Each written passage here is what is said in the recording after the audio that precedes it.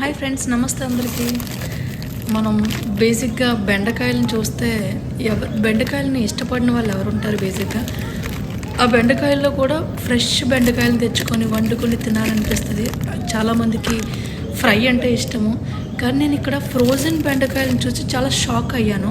So మీకు compulsory చూపించాలి అని చెప్పి ఫ్రోజన్ బెండకాయలు నేను ఫస్ట్ టైం చూస్తున్నా.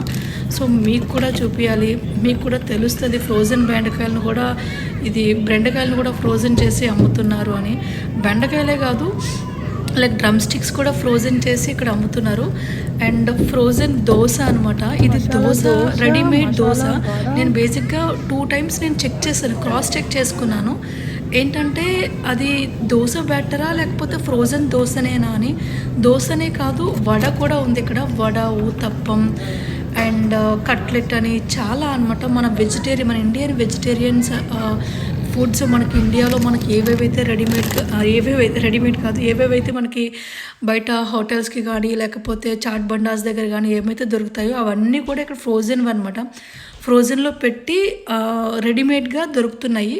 సో అవి మనం జస్ట్ పిక్ చేసుకొని ఇంటికి వచ్చి అది మనం డైరెక్ట్గా వేసుకొని పెనం పైన దోశ వేసుకొని తినేయచ్చు అనమాట. ఇక్కడ చూస్తే నాకు డౌట్ వచ్చి మళ్ళీ ఆన్లైన్లో కూడా చెక్ చేశాను.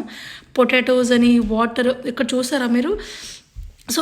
సో దోశలో ఇంగ్రీడియంట్స్ నేను మీకు చూపిస్తున్నాను. ఇది దోశ బ్యాటర్ అయితే కాదు. సో రెడీమేడ్గా దోశలో పొటాటోసు, బీన్స్ అని, ఆనియన్స్ అని, కార్న్ ఆయిల్ ఇవన్నీ వేసి రెడీమేడ్గా అమ్ముతున్నారు. బికాజీ అంటే ప్రోడక్ట్ నేమ్ వచ్చేసి.